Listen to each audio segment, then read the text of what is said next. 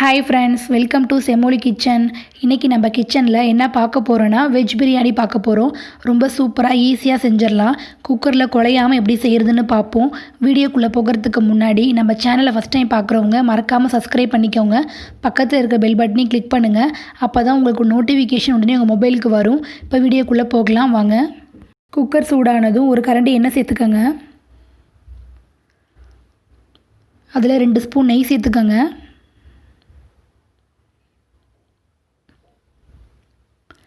2-3 பட்டை, பிரியாணி இலை 2-3, கல்பாசி பூ, 2 ஏலக்காய், 1 கிராம்பு, அன்னாசி பூ எல்லாத்தையும் சேர்த்து அப்படியே வதக்குங்க.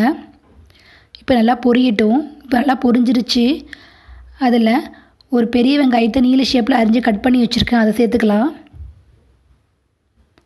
அப்படியே சேர்த்துட்டு எல்லாத்தையும் ஒன்றா அப்படியே மிக்ஸ் பண்ணி விடுங்க. இப்போ வெங்காயம் வதங்கிருச்சு. அதில் காரத்துக்கு தகுந்த மாதிரி பச்சை மிளகாய் சேர்த்துக்கோங்க. நான் 3 சேர்த்துருக்கேன்.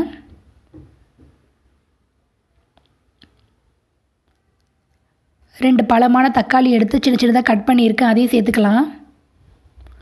சேர்த்துட்டு இப்போ எல்லாத்தையும் ஒன்றா மிக்ஸ் பண்ணுங்கள். இப்போ வெங்காயம் தக்காளி எல்லாம் வதங்கிருச்சு. இப்போ என்னென்ன காய்கறி சேர்க்கலான்னு பார்ப்போம். ஒரு கைப்பிடி அளவு முட்டைக்கோஸ் எடுத்திருக்கேன். பீன்ஸ் ஒரு 10 பீன்ஸ் சின்ன சின்னதாக கட் பண்ணி எடுத்திருக்கேன். ஒரு 2-3 கேரட் சின்னதாக கட் பண்ணி எடுத்திருக்கேன். இப்போ எல்லாத்தையும் சேர்த்துக்கலாம். ஒவ்வொரு காய்கறியாக சேர்த்துக்கங்க. நான் முட்டைக்கோஸ் சேர்த்துக்கிறேன். சேர்த்துட்டு இதை அப்படி லைட்டாக வதக்கி விடுங்க.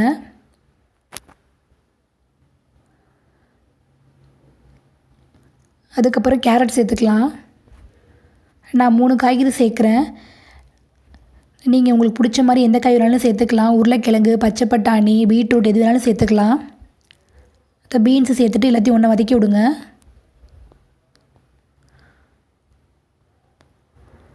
கைப்பிடி அளவு கொத்தமல்லியும் புதினாவும் எடுத்து வச்சுருக்கேன், அதை சேர்த்துக்கலாம்.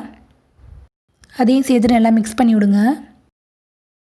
இப்போ அதில் 2 ஸ்பூன் இஞ்சி பூண்டு பேஸ்ட்டு சேர்த்துக்கலாம். மிளகாய்த்தூள் நான் 1/2 டீஸ்பூன் தான் சேர்க்குறேன். ஏன்னா காரத்துக்கு பச்சை மிளகாய் சேர்த்துருக்கோம் அப்படிங்கிறதுக்காக. உங்களுக்கு காரத்துக்கு தகுந்த மாதிரி நீங்கள் சேர்த்துக்கோங்க. மஞ்சத்தூள் 1 டீஸ்பூன், மல்லித்தூள் 1 ஸ்பூன், தேவையான அளவு உப்பு. இப்போ எல்லாத்தையும் சேர்த்து ஒன்றா அப்படியே மிக்ஸ் பண்ணி விடுங்க. காய்கறியெல்லாம் லோ ஃப்ளேமில் 2 நிமிஷத்துக்கு வேகட்டும் லைட்டாக. இப்போ கொஞ்சமாக வெந்திருக்கு காய்கறிலாம். இப்போ இந்த ஸ்டேஜில் 1 டம்ளர் பாஸ்மதி அரிசிக்கு 1.5 டம்ளர் தேங்காய் பால் எடுத்திருக்கேன். அதுதான் கரெக்டான ரேஷியோ. அப்போ தான் குழையாமல் இருக்கும். இப்போ இன்னொரு 1/2 டம்ளர் சேர்த்துக்கலாம். நீங்கள் சாதாரண அரிசி எடுத்திங்கன்னா 1 டம்ளர் அரிசிக்கு 2 டம்ளர் தேங்காய் பால் சேர்த்துக்கோங்க. பாஸ்மதி அரிசிக்கு மட்டும்தான் 1 டம்ளர் தேங்காய் பால் சேர்த்துக்கணும். இப்போ நல்லா கொதி வரட்டும். இப்போ நல்லா கொதிக்க ஆரம்பிச்சிருச்சு. இப்போ அரிசி சேர்த்துக்கலாம். நான் பாஸ்மதி அரிசி நல்லா கழுவிட்டு ஒரு 1/4 மணி நேரம் ஊற வச்சுருந்தேன். இப்போ அதை சேர்த்துக்கிறேன். இது மாதிரி அரிசி எல்லாத்தையும் சேர்த்துருங்க. சேர்த்துட்டு அப்படி எல்லாத்தையும் ஒன்றா மிக்ஸ் பண்ணி விடுங்க.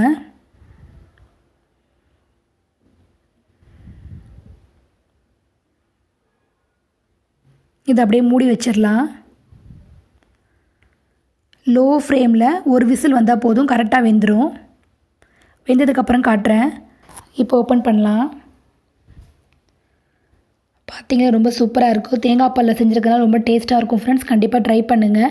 தேங்காய் பால் பிடிக்காதவங்க தண்ணி வேணாலும் சேர்த்துக்கலாம். தேங்காய் பாலுக்கு பதிலாக தண்ணி சேர்த்துக்கோங்க 1.5 டம்ளர். சொல்ல மறந்துட்டேன். நீங்களும் செஞ்சு பார்த்துட்டு எப்படி இருக்குங்கிறத கமெண்ட்ஸ் பண்ணுங்கள். நம்ம சேனலில் ப்ளெயின் பிரியாணி வீடியோ அப்லோட் பண்ணியிருக்கோம். உங்களுக்கு வேணும்னா டிஸ்கிரிப்ஷன் பாக்ஸில் லிங்க் கொடுக்குறேன், செக் பண்ணிக்கோங்க. இந்த வீடியோ பிடிச்சிருந்ததுன்னா லைக் பண்ணுங்கள், உங்கள் ஃப்ரெண்ட்ஸோடு ஷேர் பண்ணுங்கள். இந்த வீடியோ பார்த்ததுக்கு ரொம்ப நன்றி. தேங்க்யூ, பாய்.